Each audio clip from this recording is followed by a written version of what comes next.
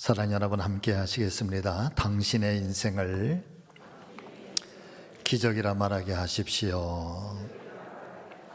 아멘.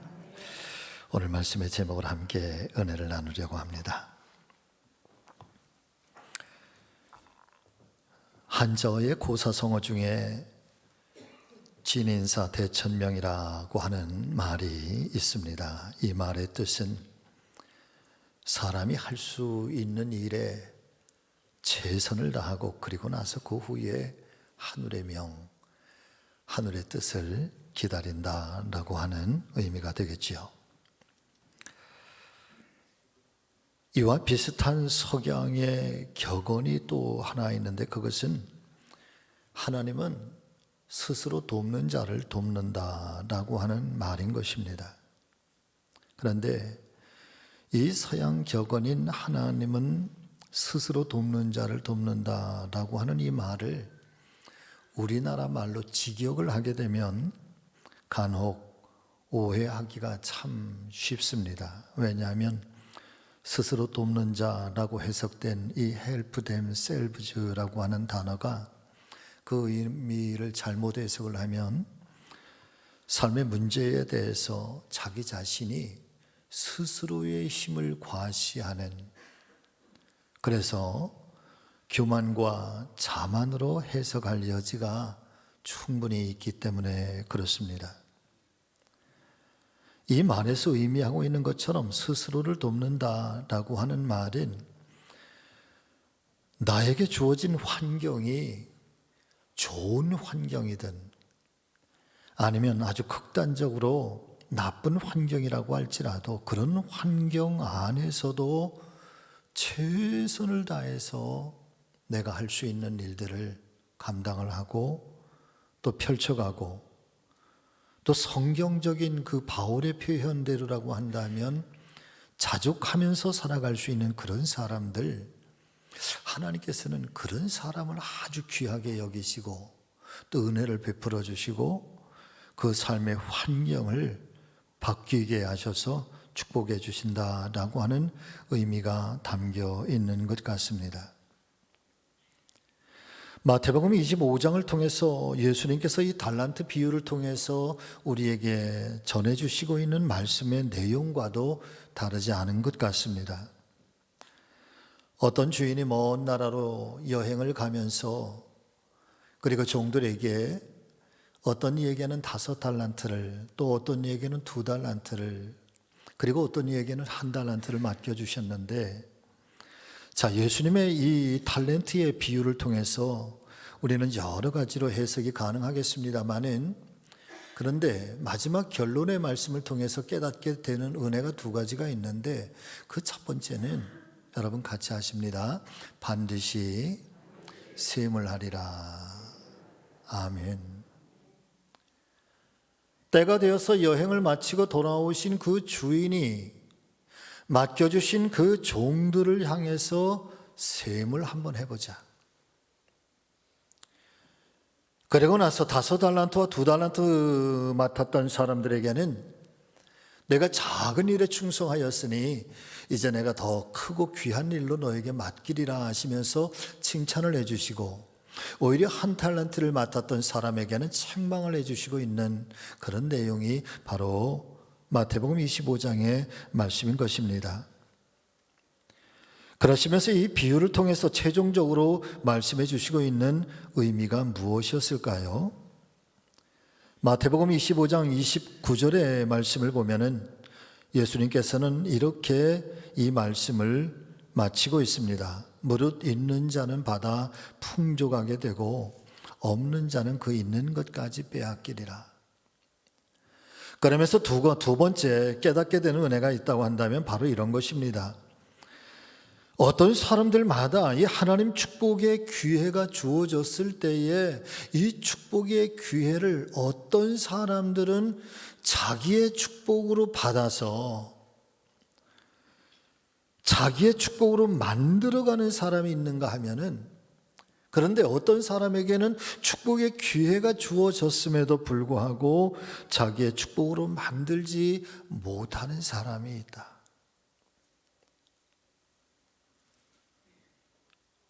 예를 들면 사랑하는 성도 여러분, 하늘에서 만나를 내리게 해주시는 분은 우리 하나님이시지만은, 그러나 이 축복으로 내려주신 이 하나님의 만나를 내 양식으로 삼을 수 있는 사람은 어떤 사람일까요?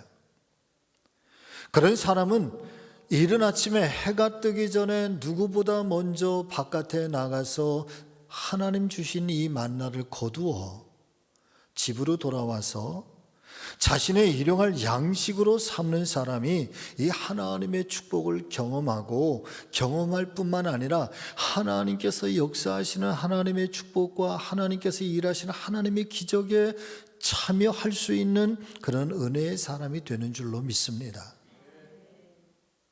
홍해바다가 활짝 열려졌습니다. 사실은 그 홍해바다가 두려움의 바다였었고 막막한 순간이었지만은, 그런데 하나님께서 역사하셔서 그 홍해바다를 여시는데, 홍해바다를 여시는 분은 하나님이시잖아요. 그러나 그 열어주시는 하나님의 놀라운 기적과 축복을 경험하고 그것을 나의 축복으로 만들 수 있는 사람들은 홍해바다가 열렸을 때에 아하 감탄하면서 그 자리에 가만히 머물러 있는 사람이 아니라, 열려진 그 길 안에 믿음으로 들어서고 그리고 건너서서 이 구원의 역사를 실제적으로 내 삶 속에서, 내 인생 속에서 체험하고 그 축복을 내가 갖게 되는 그 사람이 바로 축복의 사람이고, 그 사람이 하나님의 이 기적에 참여하는 사람이 되는 것입니다. 두 눈으로 바라보면서도 그 자리에 가만히 서서 꼼짝없이 서 있다고 한다면, 아무 일도 행하지 않고 있다고 한다면, 하나님께서 행하신 그 놀라운 은혜와 축복이 나와 무슨 상관이 있겠습니까? 오늘 아침에 본문의 말씀을 통해서 함께 은혜 받기를 소망하는 것은 바로 이와 같은 믿음의 배경을 간직하고 있습니다.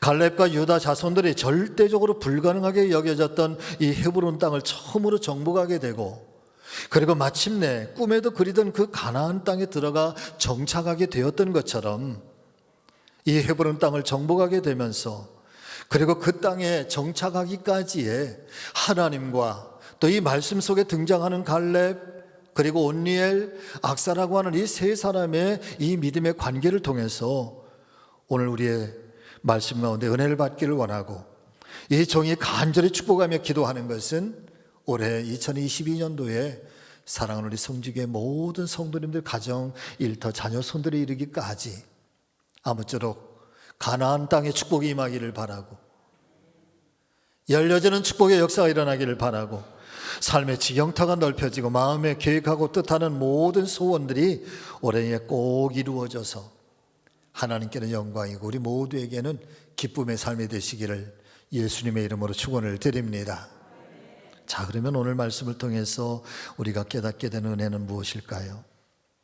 첫 번째는 여러분 같이 하십니다. 우리의 믿음이 어떨 때? 적극적일 때. 우리의 믿음이 적극적인 이 삶의 태도를 간직할 때, 여러분 그때 그 사람 속에 하나님의 역사가 시작이 된다라고 하는 것입니다. 자, 15장 13절의 말씀인데 여러분 같이 읽어보실까요? 자, 시작. 여호와께서 여호수아에게 명령하신 대로 여호수아가 기럇 아르바 곧 헤브론을 유다 자손 중에서 분깃으로 여분네 아들 갈렙에게 주었으니 아르바는 아낙의 아버지였더라. 이 가나안 땅의 정복사 여호수아의 지도력, 그리고 이 여호수아의 지도력과 가나안 땅을 정복해가는 과정 속에서 가장 먼저 성경이 증거하고 등장하고 있는 인물이 하나 있다면 그분은 바로 갈렙이라고 하는 분이에요. 오늘 본문의 말씀 속에서도 굉장히 중요한 의미를 담고 있는데, 하나님께서 여호수아를 통하여서 가나안 땅에 들어가는 그 갈렙에게 헤브론 땅을 분깃으로 주었다.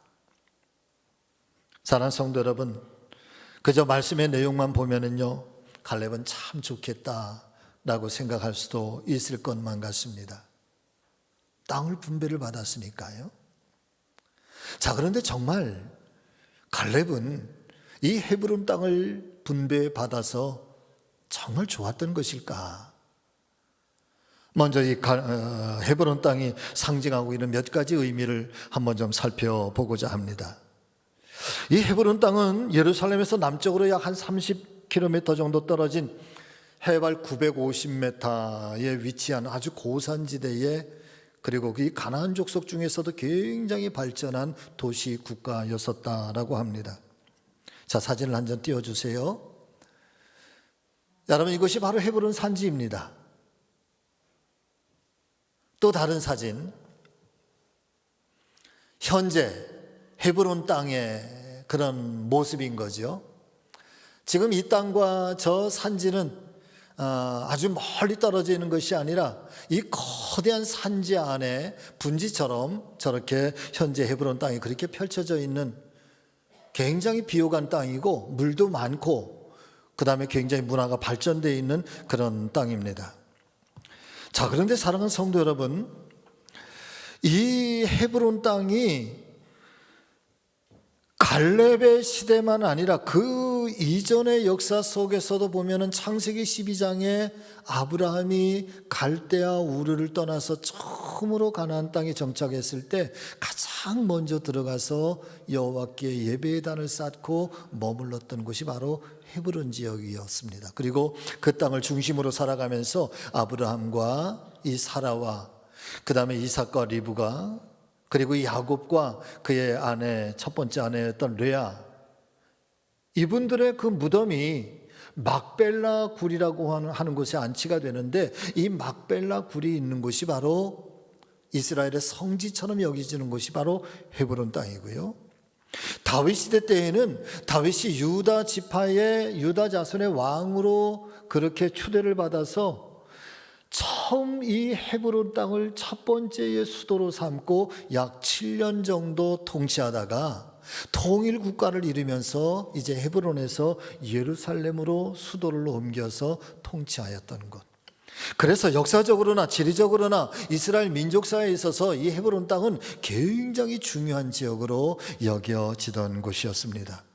자, 그런데 문제는 본문에 등장하는 것처럼 이스라엘이 가나안 땅을 정복하던 그 당시의 시점에서 헤브론 땅은 어떤 땅이었는가? 아까도 보셨지만은 거대한 산지,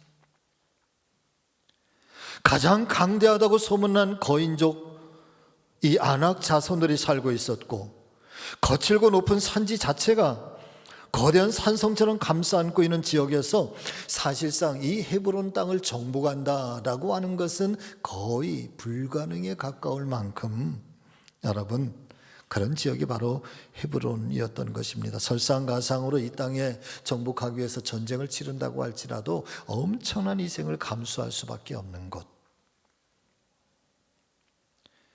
그래서 사실은 누구라도 이 땅만큼은 받고 싶지 않은 땅이었고, 오히려 피해가고 싶었던 땅이 바로 난공불락의 헤브론이었던 것입니다. 그런데 사랑하는 성도 여러분들이요, 잘 알고 계신 것처럼 갈렙이 85세가 되어서 가장 먼저 여호수아에게 달라고 요청했던 땅이, 여러분, 바로 이 헤브론 땅이었던 것을 우리가 기억하실 수 있기를 바랍니다. 자, 말씀을 보실까요? 여호수아서 14장 12절의 말씀 같이 읽어보겠습니다. 그날에 여호와께서 말씀하신 이 산지를 지금 내게 주소서. 당신도 그날에 들으셨거니와 그곳에는 아낙 사람이 있고 그 성읍들은 크고 견고할지라도 여호와께서 나와 함께 하시면 내가 여호와께서 말씀하신 대로 그들을 쫓아내리이다. 40년 전에 갈렙의 그 청년의 때, 그 청장년의 때, 여러분, 왕성한 시기가 결코 아닌 것이죠. 85세라고 하는 고령의 연세고, 더군다나 유다 지파는 이스라엘의 12지파 중에서도 가장 숫자도 적고 가장 작은 지파가 바로 유다 지파였었으니까 자, 그런데 갈렙에게 있어서의 정말 중요했던 것은 작은 지파였던 유다도 아니고 자신의 나이도 아니고,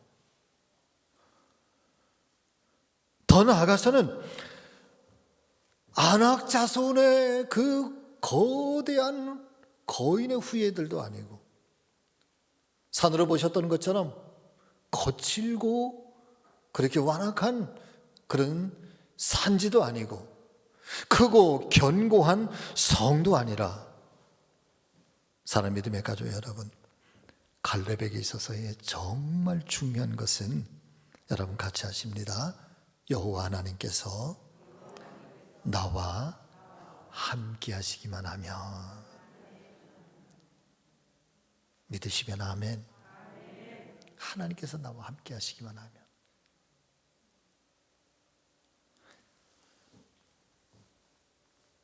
여러분, 어린 다윗의 모습이 연상되지 않으십니까? 골리앗이라고 하는 이 거대한 장수 앞에서 물맷돌 5개만 골라서 사울이 주는 갑옷도 다 거부하고, 그러면서 그 앞에 나가면서 나는 만군의 여호와의 이름을 가지고 내게 가노라.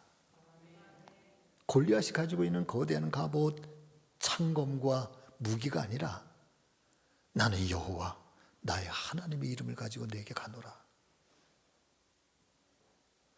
오늘 갈렙이 보여주고 있는 이 갈렙의 신앙 속에서 오늘 우리가 들어야 할 하나님의 말씀이 있다고 한다면, 하나님께서 우리에게 주시는 진정한 믿음의 축복이 과연 뭘까? 믿음의 능력이라고 하는 게 도대체 뭘까? 여러분, 그것은 적극적인 삶의 태도인 거예요. 때로 우리 앞에 이 헤브론의 거대한 산지가 가로막혀 있다고 할지라도, 아낙 자손이 있다고 할지라도, 그리고 내가 가지고 있는 것은 정말 부자될 것 없고 초라한 것 같아도, 내 나이가 이미 85세가 된 고령이고 나와 함께할 유다 지파들이 너무나도 연약하고 그렇다 할지라도, 그럼에도 불구하고 하나님께서 우리와 함께 하시면 이 믿음의 능력, 이 믿음의 역사는 반드시 모든 것을 이기게 하시는 그 하나님을 향한 신뢰, 그리고 그 하나님을 향한 믿음은 우리 안에서, 사랑하는 성도 여러분, 끊임없이 우리의 삶의 그런 일들 앞에서 적극적으로 살아가게 하고 적극적으로 그렇게 도전하게 하는 그런 믿음의 태도, 그런 믿음의 삶을 여러분 우리에게 허락해 주신다는 거예요.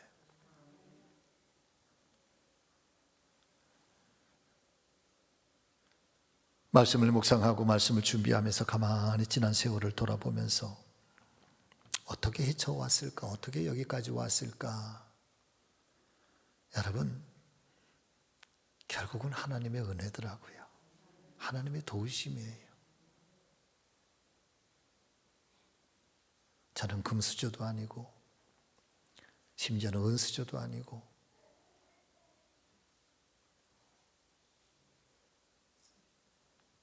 어떤 신앙적인 배경, 어떤 삶의 아주 좋은 환경들도 저에게는 아무것도 없었지만은, 그런데 하나님께서 나와 함께 하시니, 여러분들의 삶 속에서도 하나님께서 지금 이 순간에도 여러분들과 함께 하시니, 그 하나님이 나와 함께 하시기만 한다면 이 산지를 내게 주소서, 내가 지금 나아가리다. 여러분, 갈렙의 믿음은 바로 그런 믿음이었다는 거지. 그렇게 적극적인 삶의 태도를 가지고, 이 적극적인 믿음의 태도를 가지고 달려나가는 사람, 여러분, 하나님은 바로 그런 사람들을 귀하게 여기신다는 거예요. 하나님은 그런 사람들을 부끄럼 당하지 않게 하신다는 거지.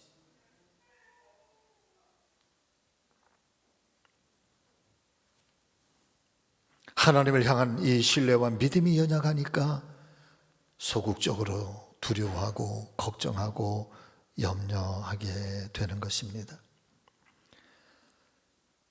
우리 모두는 이렇게 우리 하나님을 고백하고 계시지 않으십니까? 하나님은 살아계신 하나님이십니다. 다 같이 아멘. 하나님은 살아계신 하나님이십니다. 하나님은 지금 이 순간에도 나와 함께 하시는 하나님이십니다. 하나님은 내 삶의 선한 목자가 되어주십니다. 아멘.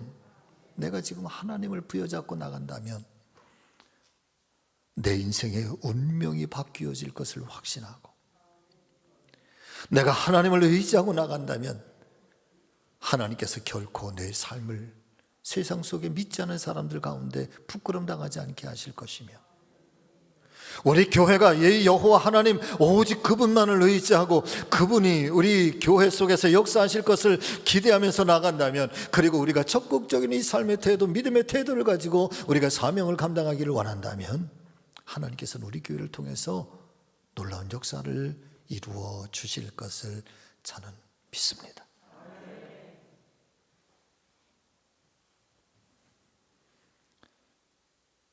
그런 의미에서 오늘 본문의 말씀을 가만히 살펴보게 될 때, 오늘 갈렙의 사건은 갈렙의 용기, 갈렙의 나이를 말하는 것보다는 여러분 그가 품고 있는 믿음의 크기를 말하는 거죠.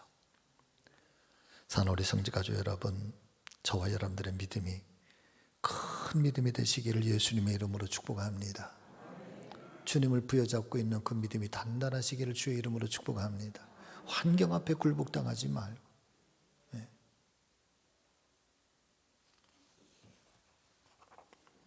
자, 두 번째, 여러분 또 같이 해보실까요? 두려움을 넘어서 도전하는 믿음을 하나님께서는 축복해 주십니다. 아멘. 자, 오늘 두 번째 사람은 온니엘이라고 하는 사람을 통해서 은혜를 얻기를 원하는데, 자, 15장 16절의 말씀을 여러분 한번 또 같이 읽어보겠습니다. 갈렙이 말하기를 기랴세벨을 쳐서 그것을 점령하는 자에게는 내가 내 딸 악사를 아내로 주리라. 참 말씀을 보면 재미있는 표현이기도 합니다만은, 혹자는 아마 이렇게도 이야기를 할 수 있을 것 같습니다. 어떻게 자신의 사랑하는 귀한 딸을 어떻게 이 전쟁의 도구로, 수단으로 이용할 수 있는가?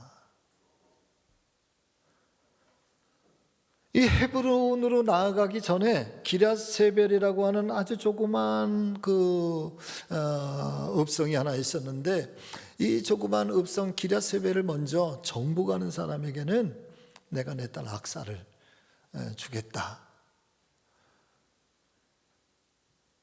어떻게 사랑하는 딸을 그렇게 전쟁의 도구로 사용할 수 있는가? 근데 사랑하는 여러분, 그렇게 생각할 수도 있는데, 말씀을 묵상하면서 제 안에 들려오는 성령의 소리는 바로 이런 것입니다. 갈렙은 사랑하는 자신의 딸을 위해서 용감하면서도 적극적이면서 도전적인 사람, 동시에 어려운 환경을 돌파해 갈 수 있는 그런 도전적인 사람을 자신의 사랑하는 딸의 신랑감으로 지금 찾고 있는 것은 아닌가? 그리고 그런 사람에게 정말 사랑하는 내 딸을 맡기고 싶어 하는 것. 겉모습만 보고 어떻게 그 사람을 알 수가 있는 것일까요? 외모는 멀쩡하게 잘 생길 수 있지만은 그 사람이 자신의 딸을 잘 부양할 수 있을 만한 사람인지, 정말 아껴주고 사랑해 줄 수 있을 만한 사람인지, 아니 더 나아가서 그 미래를 잘 헤쳐나갈 수 있는 그런 사람인지 겉모습만 봐서 어떻게 알 수가 있겠습니까? 자, 거기에 대해서 온니엘이라고 하는 사람이 이제 응답을 하게 되는데, 15장 17절 말씀 여러분 또 같이 읽어보시죠. 자, 시작. 갈렙의 아우 그나스의 아들인 온니엘이 그것을 점령함으로 갈렙이 자기 딸 악사를 그에게 아내로 주었더라. 온니엘이라는 사람이 그 일에 도전을 하게 되고 기랴세벨을 쳐서 정복하게 되었고 갈렙의 딸 악사와 결혼까지 하게 되는 것입니다. 사랑하는 성도 여러분, 온니엘이라고 하는 사람이 혹시 어떤 사람인지 알고 계십니까? 온니엘은요, 모세에 이어서 여호수아가 지도자가 되고, 그 다음에 여호수아가 이스라엘을 통치하고 가나안 땅을 정복하고 안정을 취했을 때, 그리고 사사시대가 열려지게 되는데, 여호수아 바로 이어서 사사가 됐던, 그래서 이스라엘을 40년 동안 통치했던 사람이 여러분 사사 온니엘입니다. 할렐루야. 만일에 온니엘이 주저주저 하다가, 아니면 도전하지도 못하고 그리고 회피하고 모른 척 했다고 한다면, 그는 기라세벨을 정복하지도 못했을 것이고, 갈렙의 딸과 결혼도 하지 못했을 것이고, 그리고 이후에는 민족의 지도자도 될 수가 없었을 것입니다. 이 성경 하나님의 말씀인 이 66권 속에는 무수한 하나님의 사람들이 등장을 하는데, 그 중에는 하나님께서 아주 강력하게 들어서 쓰는 그런 하나님의 사람들, 축복의 사람들, 기적의 주인공들, 그런 사람들 속에서 나타나고 있는 아주 공통적인 신앙의 특징이 하나 있다고 한다면, 여러분, 불굴의 도전력이라는 거예요. 어쩌면 갈렙을 통해서도 보여주고 있는 것도 바로 도전이죠.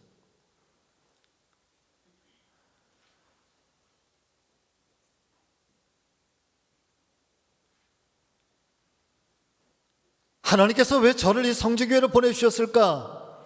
하나님 앞에 엎드려 기도하면서 제일 첫 번째 너무너무 감사했던 것은 무엇인가? 도전할 수 있는 기회가 생겼다는 거야. 새로운 역사를 만들어가기 위한 도전들, 어려운 순간들이 있었기 때문에 그런 순간들을 헤쳐나가서 뭔가 하나님의 꿈을 이루어드리고 하나님의 영광을 도모하고 우리 모두가 함께 기뻐할 수 있는 그런 축복의 순간들을 맞이할 수 있는 그 일들을 위해서 여전히 무엇인가 꿈을 꾸며 무엇인가를 향해서 끊임없이 도전해 갈 수 있는 그런 도전적인 일들이 생겨나게 되었다고 하는 것. 그래서 그것이 얼마나 감사했는지 몰라.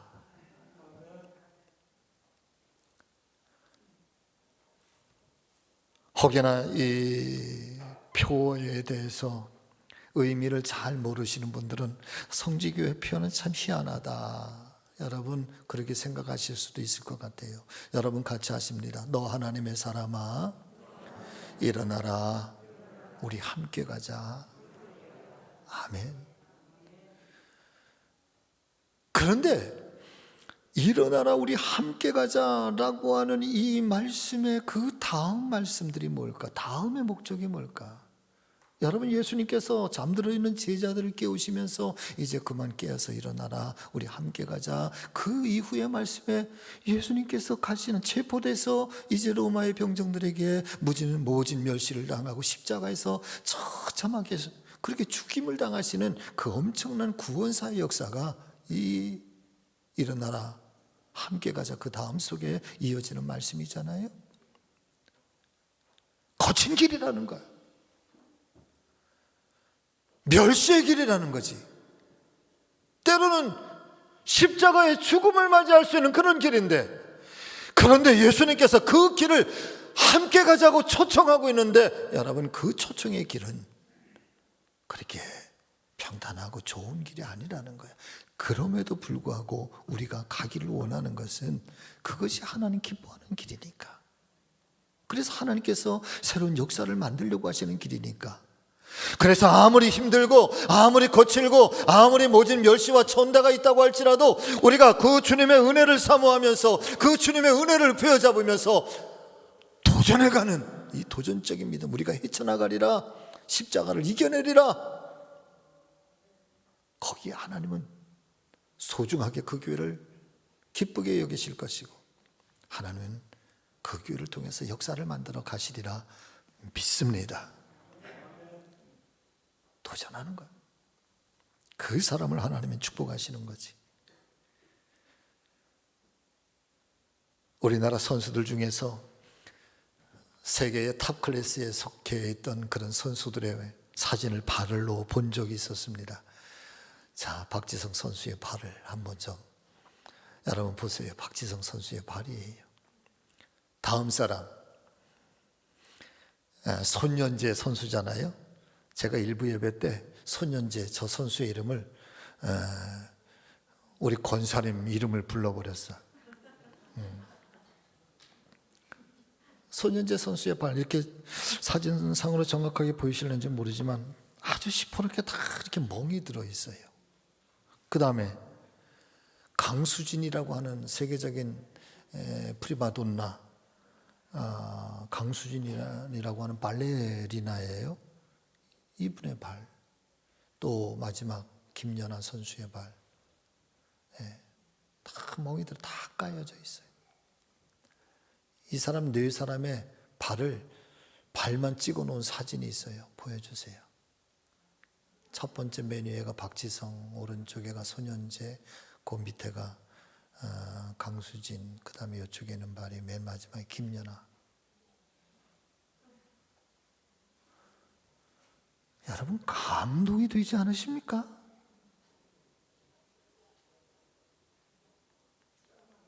그 인생에 꽃 피워지는 그 세계 탑 클래스가 되기까지의 저 발가락 속에 담겨져 있는 엄청난 도전의 삶, 도전의 인생. 그런 속에서 김연아 선수가 여러분 이런 말을 남기고 있습니다. 첫 걸음을 떼기 전에는 절대로 앞으로 나갈 수가 없다. 한 걸음을 떼기 전에는 절대로 앞으로 나갈 수가 없다는 거예요.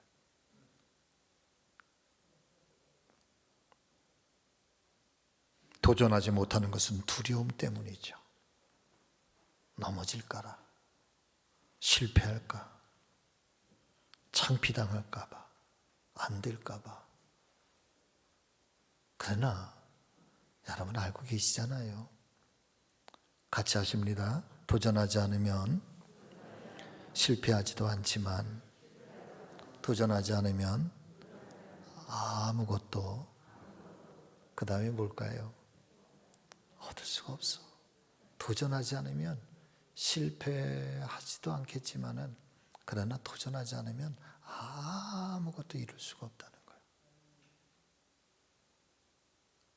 오늘 본문의 이야기를 통해서 이 온리엘의 사건을 통해서 우리에게 들려주시고 있는 이 성경적 메시지가 있다고 한다면, 하나님은 도전하는 사람을 축복하시는 거예요. 하나님이 도우시는 거지. 할렐루야.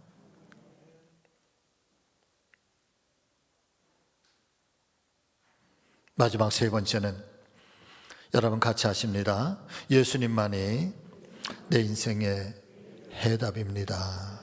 아멘. 이 믿음, 이 신념과 이 믿음의 확신을 가지고 오늘도 그 주님 예수 그리스도의 이름을 붙들고 기도하는 사람, 하나님은 그 사람을 하나님은 축복하시는 거예요. 자, 15장 18절에서 19절의 말씀을 한번 또 같이 읽어보겠습니다. 자, 시작. 악사가 출가할 때에 그에게 청하여 자기 아버지에게 밭을 구하자 하고 나귀에서 내리매 갈렙이 그에게 묻되 내가 무엇을 원하느냐 하니 이르되 내게 복을 주소서. 아버지께서 나를 네겝 땅으로 보내시오니 샘물도 내게 주소서 하매 갈렙이 윗샘과 아랫샘을 그에게 주었더라. 아멘. 악사가 출가하면서 갑자기 나귀에서 내리더니요, 아버지 갈렙에게 가까이 다가가니까 아버지 갈렙이 사랑하는 딸이 다가오니까 묻는 거예요. 내가 무엇을 해주길 원하느냐, 네가 나에게 무엇을 원하느냐. 그러니까 사랑하는 딸이, 딸들은 다 똑같은 것 같아요. 저에게 샘물을 좀 주세요. 샘이 있는 땅을 좀 주세요. 그러니까 이 마음 후하시는 아버지 갈렙이 윗물과 윗샘과 아랫샘이 있는 이 땅을 다 주었다는 거야. 여러분, 이 말씀은요, 단순히 아버지, 육신의 아버지 갈렙과 사랑하는 딸 악사와의 관계를 말하는 것이 아니에요. 살아계신 하나님과 사랑하는 성도의 관계를 말씀하시고 있는 거예요. 소경 바디메오가 앞을 볼 수가 없으니까 예수님 오셨다는 소식은 들었는데 어디 계신지 말이에요. 그래서 천지사방을 향해서 다윗의 자손 예수여 나를 불쌍히 여겨달라고 막 외쳐대니까 사람들이 시끄럽다고 조용하라고 더 크게 소리를 질렀다고 그래요. 그 소리를 들으신 예수님이 가던 걸음 멈추시고 바디메오를 부르시잖아요. 내게로 데려와라. 그러면서 그 바디메오를 향해서 여러분 예수님께서 하신 첫 번째 말씀이 뭔지 아시잖아요? 여러분 같이 하십니다. 내가 너에게 무엇을 해주기를 원하느냐? 아멘. 예, 주님 제가 보기를 원하나이다. 그러셨더니 예수님이 내가 믿은 대로 될지어다 그랬단 말이에요.